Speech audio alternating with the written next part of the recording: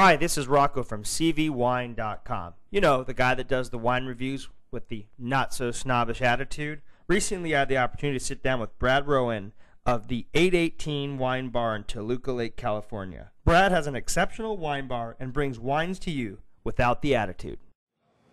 All right. Well, hey, Brad, thanks for being here with us today. We're really excited to talk about 818 and what it is that you do here. Thanks. Thank you. Tell me a little bit about the demographic and the type of person that comes to your wine bar. And you know, we're here in Toluca Lake. Toluca Lake is, you know, we're 5 minutes literally in a car from Hollywood. So our clientele, given that we're less than a mile from almost every major studio, NBC, Universal, Warner Brothers, Disney, Jay Leno is on our street, down the street. So it's a great demographic for us. This neighborhood across the street is called the Bob Hope Estates. Mrs. Hope still lives a half a block away. So it's a demographic that loves wine, knows wine, and can afford to pay for a nice glass of wine. So for us, it's a phenomenal location, one that we could never duplicate no matter where we were.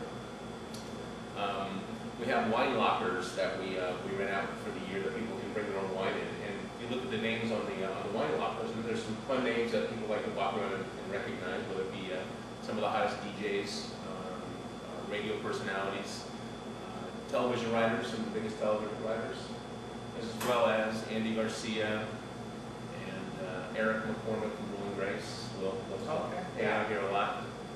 Jennifer Love Hewitt and her fiance, or actually husband now. husband, right? Yeah. Hang out in the back. And, yeah, it's a great demographic. And nobody bothers anybody. We don't acknowledge celebrity here. I spent 15 years in the limousine business, so to me it's just like a customer. Right. And they like that. And also being 5 minutes on this side of the hill from Hollywood, we don't get a paparazzi crowd. So they get to come here and really enjoy themselves, bring friends and family, and then the quote-unquote normal customer gets to come in and kind of be with them in a much more casual manner. Right. That's really interesting. Yeah. When I first came here, you mentioned the thing to me, the saying, wine without attitude. Can you expand a little bit about that? Absolutely. You know, I think the world takes what we do a little bit too seriously. So if you're a wine novice, it's a great place to come because my staff is not real educated in wine. I make sure of that. When they're educated, you know what it tastes like. And that's what we do. We do about 40 wines by the glass. It's mandatory that all the girls, and I've got some fabulous servers that work here, they have to taste everything, which they love their job, obviously. Of course. And that way when you say, is it sweet, is it this, is that, they can actually tell you their own experience. Because as you know about wine, there is no right or wrong answer. It may be sweet to me and dry to you. It could be full-bodied to me and light to you. It's all about the palate. And that's why there's millions of bottles of wine versus 2 or 3 that everybody would like. So we just don't take what we do too seriously. We don't have an attitude. If you happen to be a wine connoisseur, it's another great place to come. Because then I get to talk about the most passionate thing of my life, which is wine, because I love it. So. Now, earlier you mentioned the word passion. Expand upon that a little bit about what that is. You know, passion is it's who I am. It's what I believe in. I'm a very passionate guy. I love what I do, and I love people that love what I do.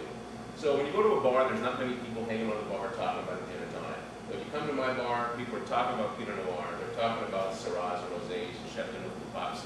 They're talking about, they're sharing, they want to see the bottle. When one of the locker members opens up one of their lockers, all the heads turn to see what they have in their locker.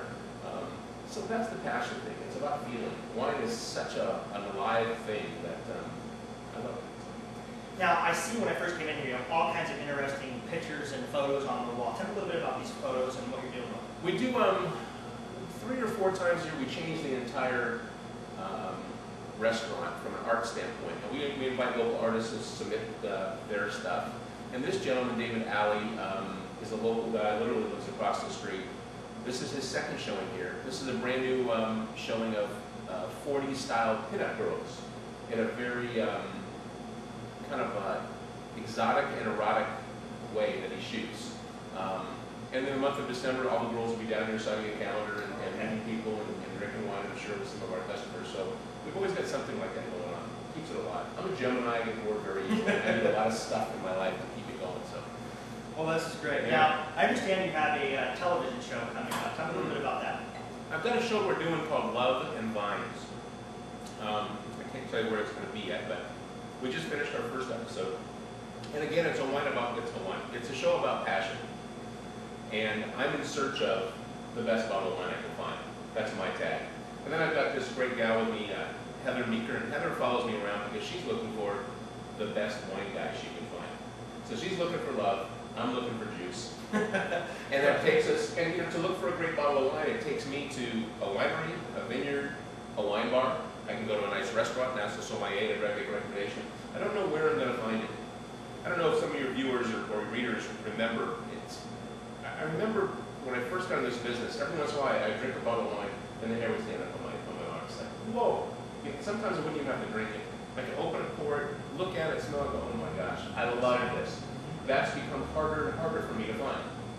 A couple reasons, I believe. Number one, there's an immunity factor. I drink a lot of wine. So after a while, it's like, okay, they're great, they're good, but I don't get that feeling very often. The second thing, a lot of wineries are producing wine that's made to be drank today. So you pull that cork and it's not even pink yet. It's like, come on, guys. And I understand the reasons why we all have a market we've got to get to.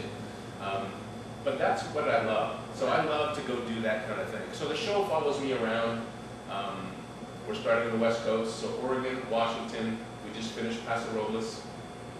And it's a lifestyle show. So it's about fine food, great places to stay in the wine country, and of course, wine. So we go to vineyards, we meet with winemakers, hang out with executive chefs, we pair food and wine. Again, from my attitude, very light, fun, crazy, little buzzed point of view. Not too serious. Because again, at the end of the day, man, it's just wine. Great. I have one last question for you, and actually this is the most exciting question for me to ask you. You have poured 2 glasses of wine that are in front of me here, and I'm dying to know what you poured, why you selected it, and what it's going to be. Well, hang on, let me fix this real quick. They were 2 different wines. We're making a blend right now. Again, not too serious. It's a... and of course, I got the smaller share. Well, show's almost over, and I need to leave. I have to stay and drink. This is a 2005 Carr, C-A-R-R, Ryan Carr, Syrah. Great winemaker out of the Santa Barbara area. Ryan was a vineyard manager for many, many years and decided to do his own thing. So him and his wife own a great winery. We support their wines. Not very well known, small boutique, handcrafted, but he extracted juice from that little grape better than anybody I know. Yeah, I actually know Ryan pretty well, Oh, and he's a great guy. His wife's lovely. Yep. And the fact that they just make such limited production of cases of wine, 200 cases, and it's just great. So. Yeah, he just breaks, in my mind, if you make less than 200 cases, it's a hobby. So when you break that 200, it's actually real. So he's on that borderline. I think he's becoming a real winemaker. Yeah. You hate that I said that. And I think he's going to see this. Okay. But he makes some great juice. Great. That's what's important. So. Yeah, I love it. We've paired his Pinot Noir a couple times. He's got a few different ones we've sort of poured by the glass. So the Santa Rita. Santa Rita Hills, and he's also got one from another vineyard. And then this is his new Syrah that he's just came out with. And we've had great success. Our staff kind of makes people taste things they don't know. So we pour taste for everybody, anything we have over, which is almost 40 bottles.